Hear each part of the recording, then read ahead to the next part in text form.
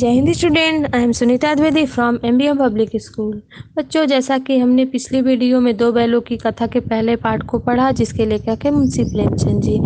हमने पढ़ा था कि झूरी काछी नामक एक व्यक्ति था जिसके दो बैल थे, जिनका नाम था हीरा और मोती, और कैसे झूरी ने अपने साले गया के साथ दोनों बैलों को अपने ससुराल भेज दिया, और कैसे वहाँ पे दोनों को सूखा भूसा दिया गया, और कैसे मारा पीटा गया, और कैसे दोनों बैल जान छुड़ाकर वहाँ से भागे। तो आज हम लोग उसी के आगे के पार्ट को पढ़ेंगे। दूसरे दिन झूरी का साला फिर आया और दोनों बैलों को ले चला। अब की उसने दोनों बैलों को गाड़ी में जोता, मतलब गाड़ी में बांधा।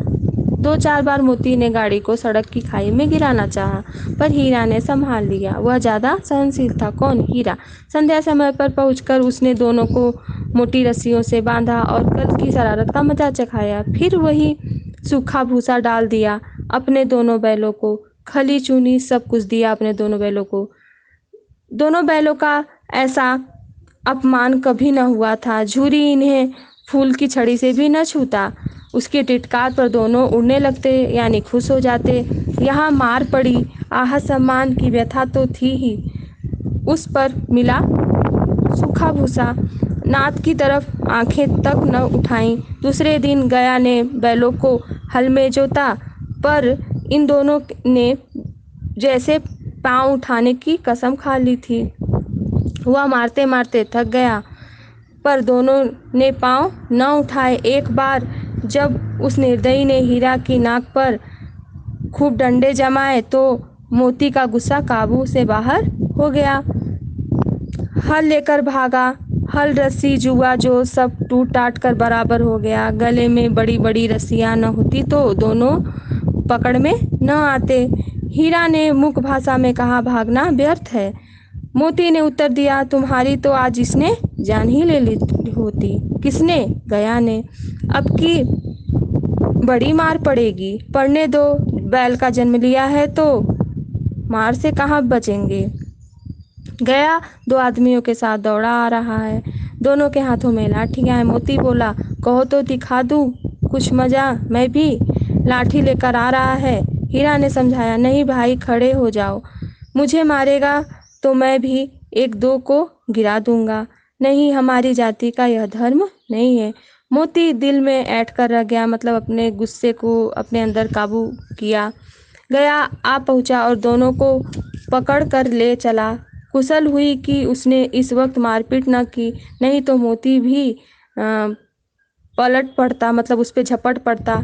उसके तेवर देखकर गया और उसके सहायक समझ गए कि इस वक्त टाल जाना ही मसलहत है, मतलब हितकर है हमारे लिए। आज दोनों के सामने फिर वही सूखा भूसा लाया गया। दोनों चुपचाप खड़े रहे। घर के लोग भोजन करने लगे। उस वक्त छोटी लड़की दो रोटियां लेकर आई और दोनों के मुंह में देकर चली गई। उस एक लड़की से उसकी भूख तो क्या शांत होती, पर दोनों के हृदय को मानो भोजन मिल गया। यहाँ भी किसी सज्जन का आवास है। लड़की भैरव की थी, मतलब लड़की जो थी वो गया के बड़े भाई भैरव की थी।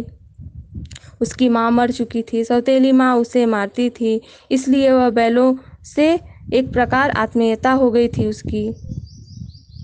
दोनों दिन भर जोते जाते, डंडे खाते, अड़ते, शाम को थान पर बांधे जाते और रात को वही बालिका उन्हें दो रोटियां खिला जाती। प्रेम के इस प्रसाद की यह बरकत थी कि दोनों गाल भूसा, सूखा भूसा खाकर भी दोनों दुर्बल न हुए, यानी कमजोर न हुए, मगर दोनों की आंखों में रोम रोम विद्रोह भरा हुआ था।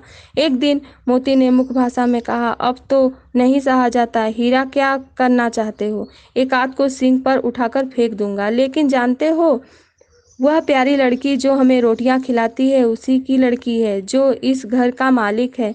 यह बेचारी अनाथ न हो जाएगी तो मालकिन को न फेंक दूं? वही जो उस लड़की को मारती है, लेकिन औरत जात पर सींग चलाना मना है। यह भूले जाते हो। तुम तो किसी तरह निकलने ही नहीं देते। बताओ, तुड़ाकर भाग चलें? हाँ, यह मैं स्वीकार करता हूँ, लेकिन इतनी मोटी रस्सी टूटेगी कैसे? इसका एक उपाय है। पहले रस्सी को थोड़ा चबा लो और फिर झटके में टूट जाएगी। रात को जब बालिका रोटियां खिलाकर चली गई। दोनों रस्सियां चबाने लगे पर मोटी रस्सी मुंह में ना आती। बेचारे बार बार जोर लगाते पर वो रस्सी न टूटती। सहसा अर्थात अचानक घर का द्वार खुला और वही लड़की निकली। दोनों सिर झुकाकर उसके हाथ को चाटने लगे। दोनों की पूंछ खड़ी हो गई। उसने उसके माथे को सहलाया और बोली, खोल देती हूँ, चुपके से भाग जाओ, नहीं तो यहाँ लोग तुम्हें मार डालेंगे। आज घर में सलाह हो रही थी कि इनकी नाकों में नाथ डाल दी जाए। उसने गराव खोल दिया, यानी रस्सी खोल दी गले की, पर दोनों चुपचाप खड़े रहे। मोती ने अपनी भाषा में पूछा, अब चलते क्यों नहीं? हीरा ने कहा, चलें तो, लेकिन कल इस अनाथ लड़की पे आफत आएगी, बस सब इसी पर संदेह करेंगे। सहसा बालिका चिल्लाई, दोनों फूफा वाले बैल भाग रहे हैं। दोनों, ओ दादा, दोनों फूफा वाले बैल भाग रहे हैं। गया हड़बड़ाकर भीतर से निकला और बैलों को पकड़ने चला। वे दोनों भागे। गया ने पीछा किया और भी तेज हुए। गया ने शोर मचाया, फिर गांव के कुछ आदमियों को भी साथ ले लेकर लौटा। दोनों मित्र को भागने का मौका मिल गया। सीधे दौड़ते चले गए, यहाँ तक कि मार्ग का ज्ञात न रहा। जिस परिचित मार्ग से आए थे उसका यह पता न था।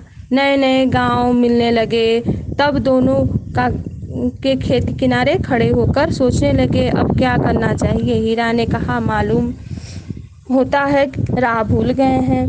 तुम भी बेतहाशा भागे, वहीं उसे मार गिराना था। उसे मार गिराते तो दुनिया क्या कहती। वह अपना धर्म छोड़ दे, लेकिन हम अपना धर्म क्यों छोड़ें। दोनों भूख से व्याकुल हो रहे थे। खेत में मटर खड़ी थी। चरने लगे। रह रह कर आहट ले लेते कि कोई आ तो नहीं रहा है। जब पेट भर गया, दोनों ने आज़ादी का अनुभव किया तो मस्त होकर उछलने कूदने लगे। पहले दोनों ने डकार ली, फिर सींग मिलाए और एक दूसरे को ठेलने लगे। मोती ने हीरा को कई कदम पीछे हटाया, यहाँ तक कि वह खाई में गिर गया। तब उसे भी क्रोध आ गया। संभल कर उठा और फिर मोती से मिल गया। मोती ने देखा खेल खेल में झगड़ा हुआ चाहता है तो किनारे हट गया। अरे यह क्या है, कोई सांड डौकता चला आ रहा है। हाँ, सांड ही है। वह सामने आ पहुंचा। दोनों मित्र बगले से झांक रहे हैं। सांड पूरी हाथी है। उससे भिड़ना जान से हाथ धोना है, लेकिन न भिड़ने पर भी जान बचती नहीं नजर आती। इन्हीं की तरफ आ भी रहा है। कितनी भयंकर सूरत है। मोती ने मुख भाषा में कहा, बुरे फंसे, जान बचेगी, कोई उपाय सोचो। हीरा ने चिंतित स्वर में कहा, अपने घमंड में भूला हुआ है। आरजू विनती न सुनेगा, भाग क्यों ना चले। भागना कायरता है तो फिर यही मरो। बंदा तो 9 2 11 होता है, मतलब कहता है कि मैं तो यहाँ से भाग जाता हूँ। और जो दौड़ाए तो फिर कोई उपाय सोचो जल्द। उपाय यही है कि उस पर दोनों जने एक साथ चोट करें। मैं आगे से रगेदूंगा और पीछे से तुम रगेदना। दोहरी मार पड़ेगी तो दोनों भाग खड़ा होगा। मेरी और झपटेगा तो तुम बगल से उसके पेट में सिंह घोंप देना। जान जोखिम है पर दूसरे उपाय नहीं है। दोनों मित्र जान हथेलियां पर लेकर लपके। सांड को भी संगठित शत्रुओं से लड़ने का तजुर्बा न था। वह तो एक शत्रु के से मल्ल युद्ध करने का आदी था। मल्ल युद्ध का अर्थ है कुश्ती करने का आदी था। ज्यों ही हीरा पर झपटा, मोती ने पीछे से दौड़ाया। सांड उसकी तरफ मुड़ा तो हीरा ने रगेदा। सांड चाहता तो एक एक करके दोनों को गिरा ले, पर ये दोनों भी उस्ताद थे। उसे वह अवसर न देते थे। एक बार सांड झल्लाकर हीरा का अंत कर देने के लिए चला कि मोती ने बगल से आकर पेट में सींग भोंक दिया। सांड क्रोध में आकर पीछे से फिरा तो हीरा ने दूसरे पहलू में सींग चुभा दिया। आखिर बेचारा जख्मी होकर भागा और दोनों मित्रों ने दूर तक उसका पीछा किया, यहाँ तक कि सांड बेदम होकर गिर पड़ा। तब दोनों ने उसे छोड़ दिया। दोनों मित्र विजय के नशे में झूमते चले जाते थे। मोती ने अपनी सांकेतिक भाषा में कहा, मेरा जी तो चाहता था कि बच्चा को मार ही डालूं। हीरा ने तिरस्कार किया, गिरे हुए बैरी पर सींग न चलाना चाहिए।